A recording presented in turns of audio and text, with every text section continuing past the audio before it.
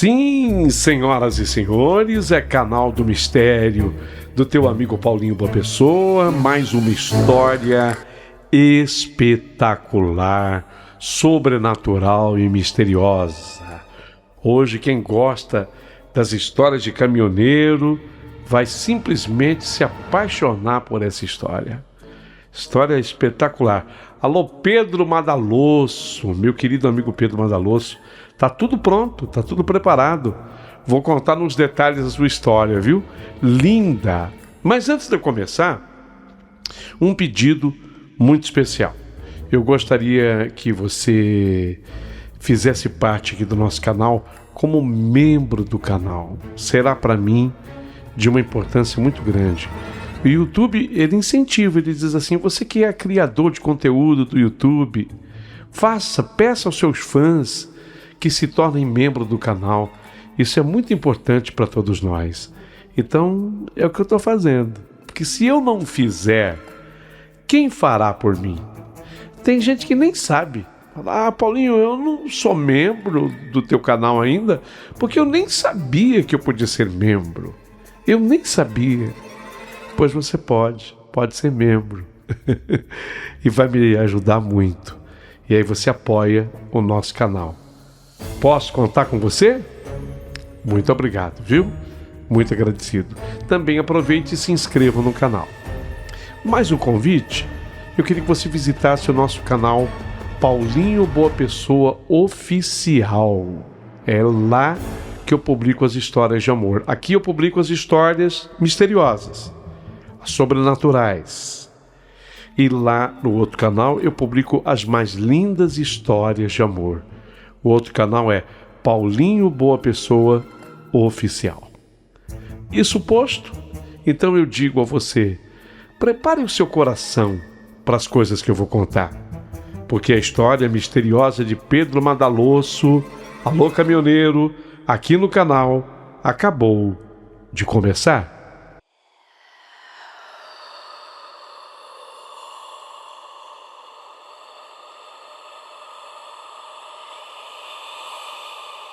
Mistérios da Meia-Noite.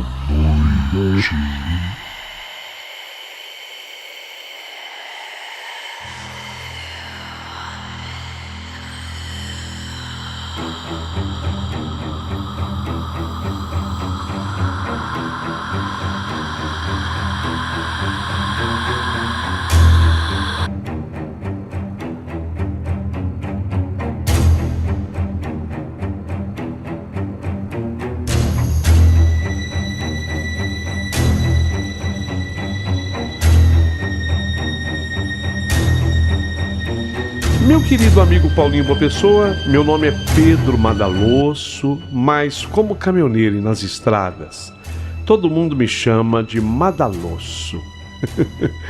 Eu sou caminhoneiro há mais de 40 anos. Ah, já tem mais. Eu não gosto de falar exatamente quantos anos, porque senão todo mundo vai descobrir a minha idade. Se bem que tem uma coisa, eu comecei a dirigir caminhão com 18 anos, tá? Com 18, então não fiquem exagerando, pensando que eu sou muito velho, não, que eu não sou. Mas essa vida de asfalto me deu tudo, sabe, Paulinho? Tudo, tudo, tudo. A vida no asfalto para mim foi uma escola. Eu não tive faculdade. Eu só estudei o ginásio. Eu fiz até a 4ª série do ginásio, que corresponde à 8ª série. Hoje o pessoal fala em 8º ano. Foi o que eu tive de estudo. Mas tudo que eu sei, eu aprendi nas estradas. Aprendi coisas maravilhosas.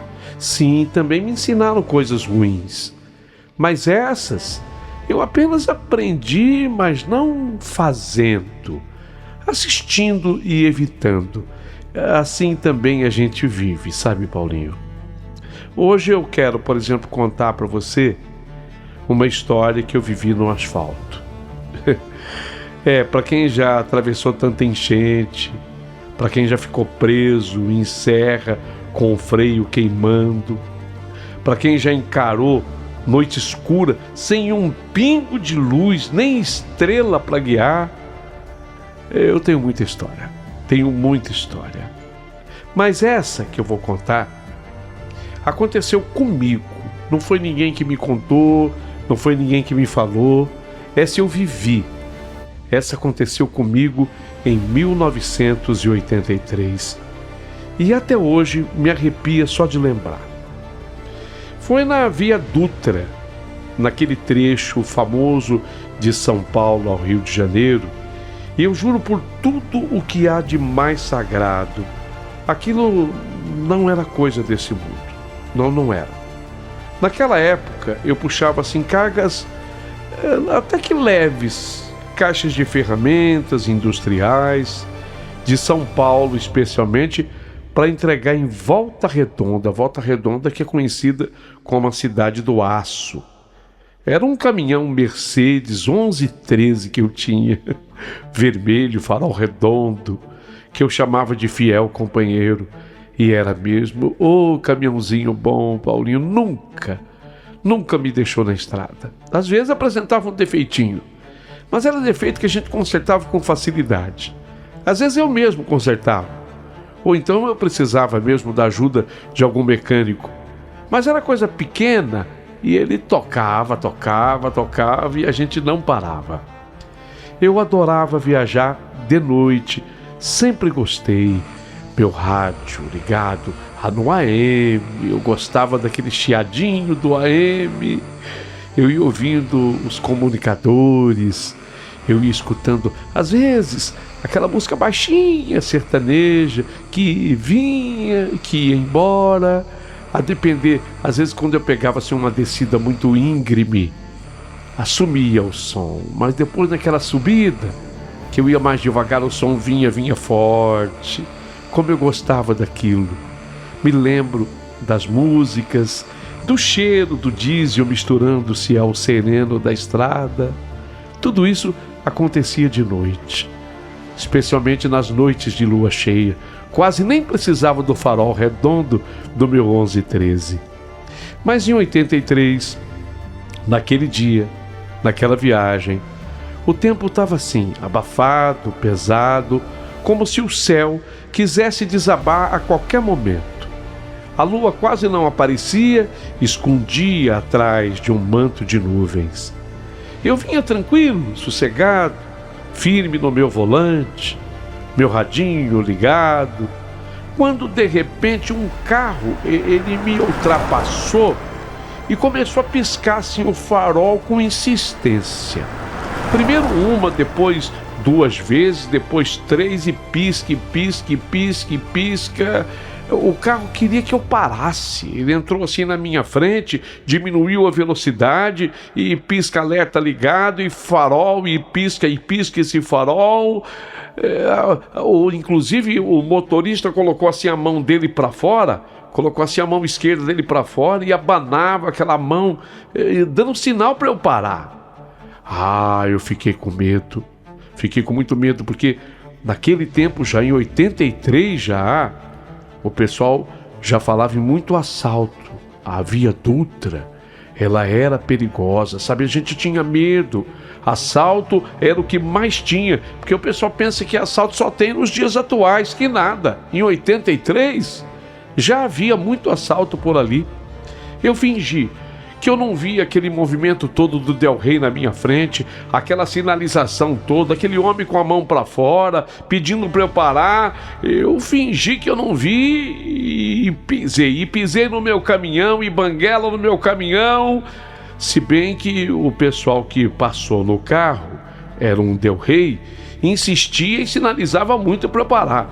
Eu pensei comigo, se for bandido, deve estar querendo alguma coisa da minha carga. Eu sei lá, de repente é um roubo encomendado. Eu estava levando muita ferramenta para Volta Redonda. Eu sabia que eu estava levando coisas assim de valor, mas não de tanto valor assim. E por que tanta insistência? Eu fiquei cismado que me fechassem, que atravessassem o carro na rodovia.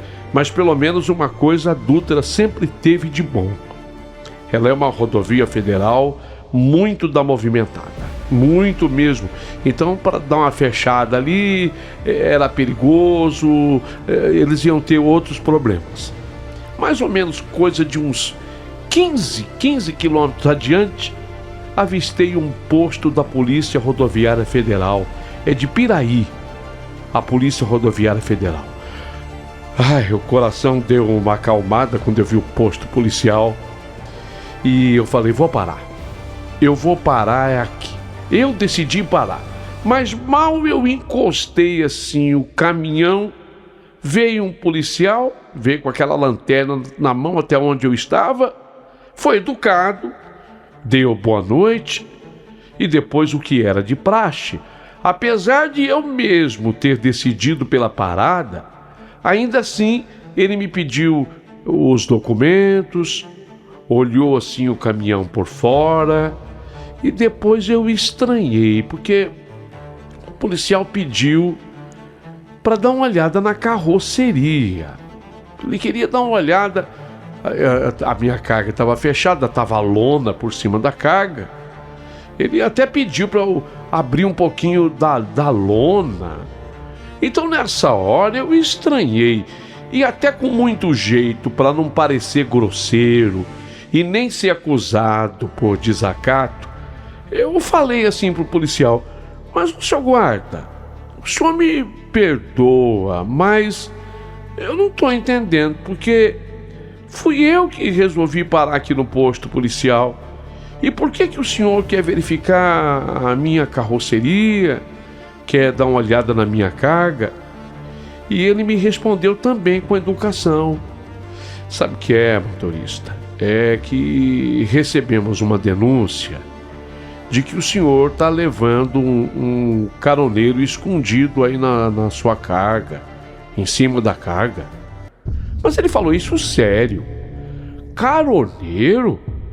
Em cima dessa carga alta aí, seu policial? Essa lona alta? Eu levar um caroneiro? Eu respondi até que meio rindo, mas também nervoso, né?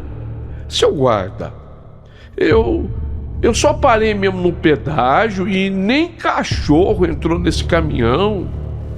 O guarda ainda assim, ele pediu para eu afastar o encerado, ele deu uma jogada com essa lanterna para cima da carga. Olha, ele deu uma vasculhada boa no caminhão, ele vasculhou tudo. Até mexeu nas amarras da lona e nada. Quando ele me devolveu os papéis, os documentos, com aquele olhar ainda desconfiado, ele comentou: o pessoal do carro que passou deve ter visto alguma coisa ou se confundiu. O senhor que estava dirigindo o Del Rey me garantiu que o senhor estava levando caroneiros ou caroneiro em cima da carga. E o senhor sabe que isso é proibido por lei e, além de tudo, é muito perigoso. Mas, seu guarda, esse pessoal que parou aqui para fazer a denúncia estava num Del Rey? Sim, isso mesmo, num automóvel. Esse carro novo que tem aí, o Del Rey.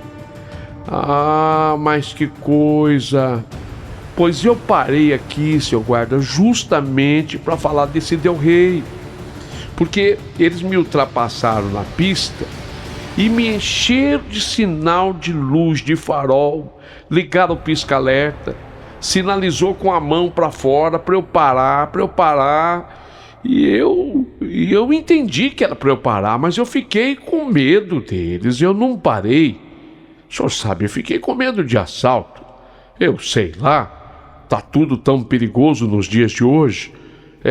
O senhor fez bem. A Dutra, de fato, apesar do nosso trabalho, anda perigosa. Mas sabe, eles passaram aqui e eu vi todos os documentos do carro, os documentos do senhor que estava dirigindo, um senhor de óculos. Não tem perfil, não é bandido, não. Não, eles não são ladrões, são pessoas boas. O senhor até se identificou. O motorista é dono de uma farmácia na rua 33, na Cidade do Aço, Volta Redonda. Aqui, ó, me deu até um cartão da farmácia. Olha, tem 2 cartões. Aqui, tem 2 cartões. Toma. Fica com um, motorista. De repente você precisa comprar algum remédio. Aproveita, vai lá, compra um remédio e fala com o homem que estava tudo bem com o seu caminhão. Farmácia Ponto da Saúde, Rua 33, aí Volta Redonda, tá aqui o número 169. Pode crer, gente boa, tava com a mulher dele, familiares. Eles apenas viram coisas demais. Eles me garantiram que havia um cidadão em cima da tua carga. Um cidadão ou dois, eu não sei, caroneiros. Eles falaram caroneiros em cima, sobre a sua carga. E aí anotaram a placa do seu caminhão, cor, modelo, tudo certinho. Mas eu também estou vendo que o senhor é gente boa. Pedro Madalosso. É o meu nome, Pedro Madalosso, conhecido como Madalosso do Trecho. Eu passo por aqui sempre. Deve ter havido algum engano. Motorista, boa viagem para você. Eu entrei de novo no bruto, dei partida, agradeci ao policial e segui viagem com o coração acelerado. Mas eu confesso que a partir dali eu fiquei preocupado. Como aquele carro pôde ter visto caroneiros sobre a minha carga, ou ainda que fosse uma pessoa só, caroneiro em cima da minha carga? Eu fiquei pensando nisso, meu Deus, eu estava com uma carga alta, coberta por encerado, eu não seria louco de pedra de colocar uma pessoa em cima. Não, mas como eles viram? E a partir dali, a Dutra, a estrada me parecia diferente. O silêncio dentro da cabine era espesso, dava para eu sentir o motor vibrando no meu peito. O farol cortava o breu e desenhava vultos nas margens da estrada, árvores, placas, sombras, o som das britas mudando sob os pneus. Quando eu estou chegando em Floriano, Floriano é um distrito de Barra Mansa. Estado do Rio já. Floriano, um distrito de Barra Mansa. O relógio marcava pouco mais de 2 horas da manhã. Foi então que eu escutei pancadas em cima da cabine, em cima de onde eu estava dirigindo. Tum, tum, tum, tum.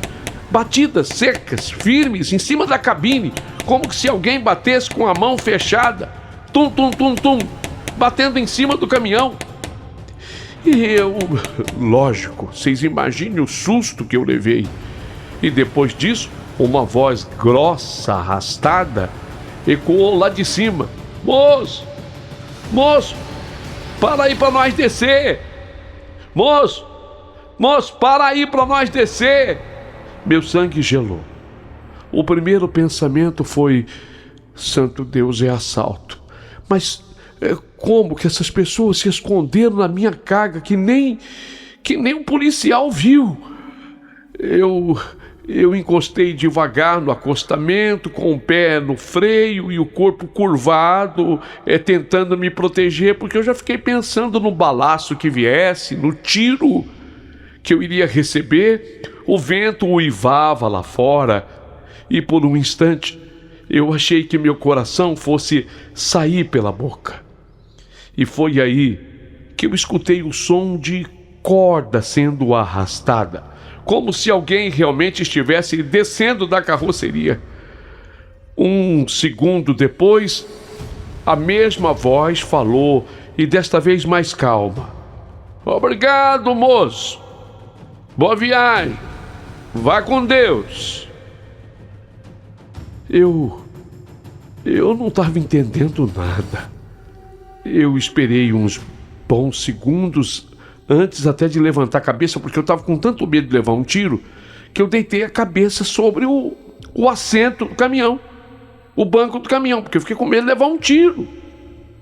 Aí quando eu levantei a cabeça, que eu olhei assim para o lado, não tinha ninguém. O acostamento vazio, o breu cortado só pelos faróis. Mas foi então que eu percebi onde eu tinha parado. bem em frente ao portão do cemitério de Floriano.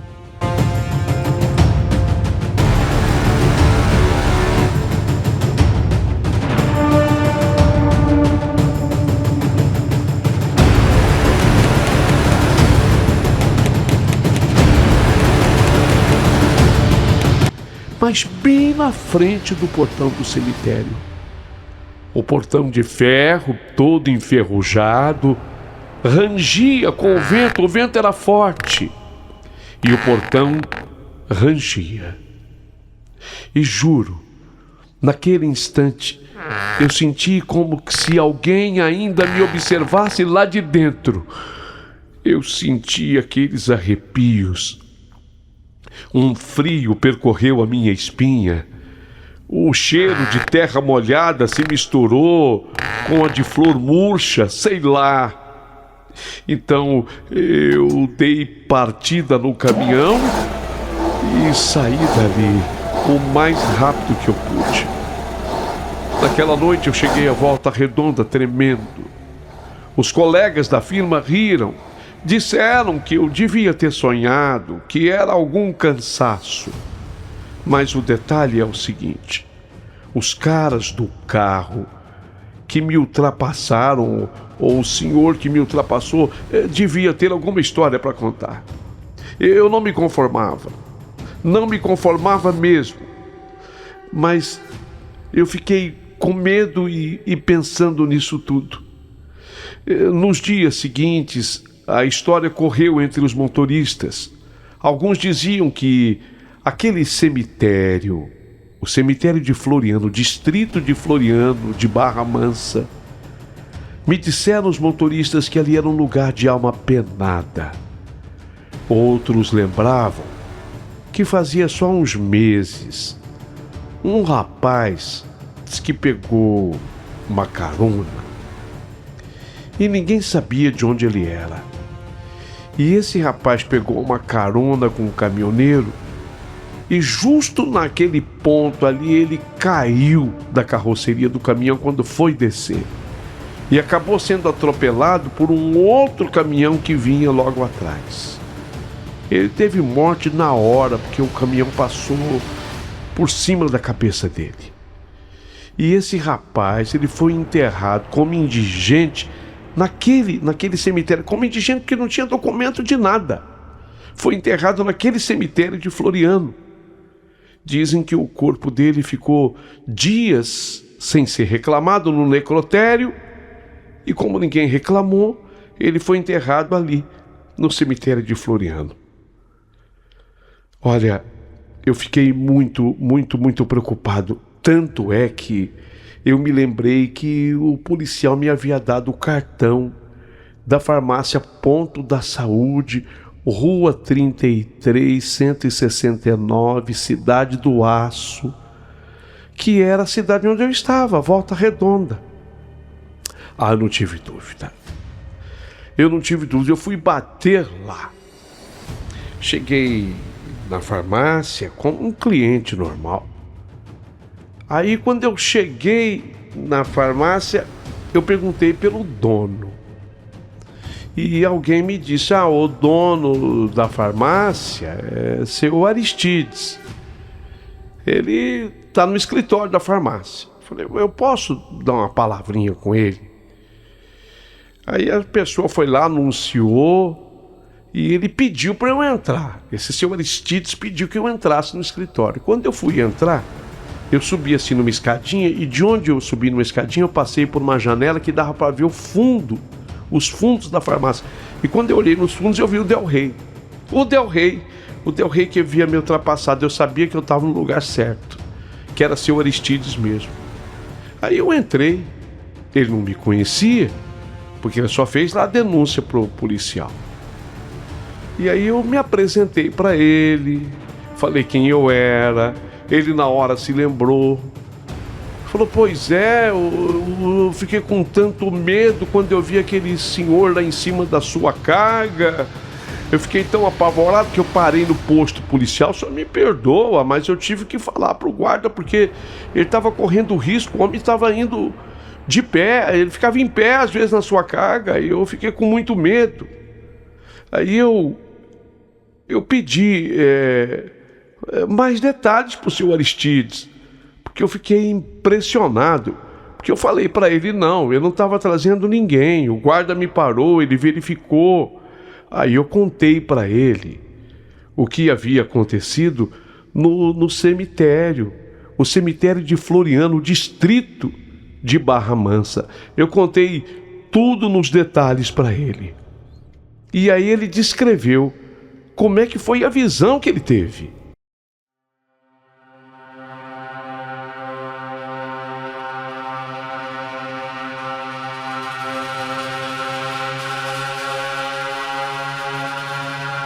Olha, seu Madaloso, o que eu vi em cima da carga do seu caminhão foi um homem magro, ele estava de roupa escura, e que em certo momento ele se virou e olhou. Minha mulher estava no banco da frente comigo, do Del Rey.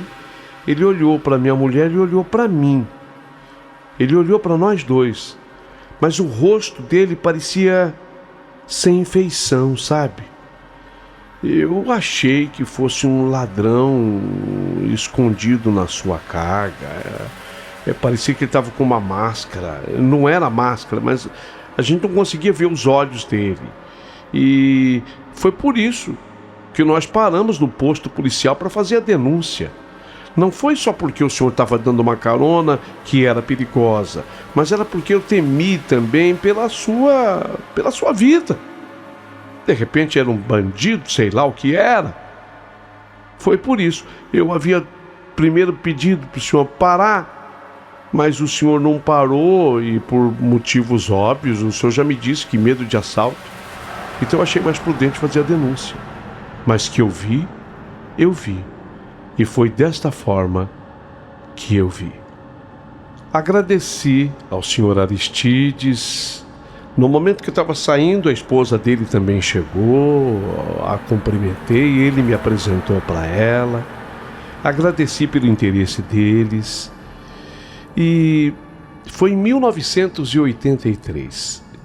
E desde então, sempre que eu vou passar na Dutra, ali em Floriano, em frente ao cemitério, sempre que eu faço essa viagem, eu faço o sinal da cruz. E bem na frente do cemitério eu rezo um Pai Nosso e uma Ave Maria, dedicando a alma desse desconhecido. Eu nunca soube o nome desse rapaz que teria sido sepultado ali. Mas é pela alma dele que eu rezo. Nunca mais eu tive qualquer outra aparição desse tipo. Mas até hoje eu me pergunto, será que aquela carona ou aquele carona só queria uma carona até o lugar onde descansava? Ou será que ainda não sabia que ele já tinha partido desse mundo? De uma coisa eu tenho certeza. Aprendi ali no ronco do motor e no frio da madrugada que a estrada é cheia de curvas invisíveis e algumas delas levam direto para o além. Meu querido amigo Paulinho Boa Pessoa, essa era a história que eu tinha para te contar. Mas há uma explicação que um senhor espírita da cidade de Cunha me deu certa vez, porque eu passando lá em Cunha me indicaram esse senhor e diante desse fato que eu havia vivido, eu quis entender melhor o que havia se passado. A minha principal pergunta para esse senhor lá de Cunha foi assim: mas por que, que o espírito ele pegou uma carona comigo ao invés... Porque eu entendo que o espírito ele tem livre acesso, quer dizer, ele se transporta de um canto para o outro da forma como quer.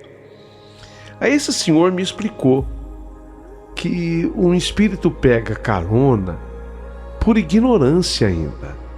Durante um certo tempo após a morte, há espíritos que se locomovem como quando ainda tinham o corpo, a carne.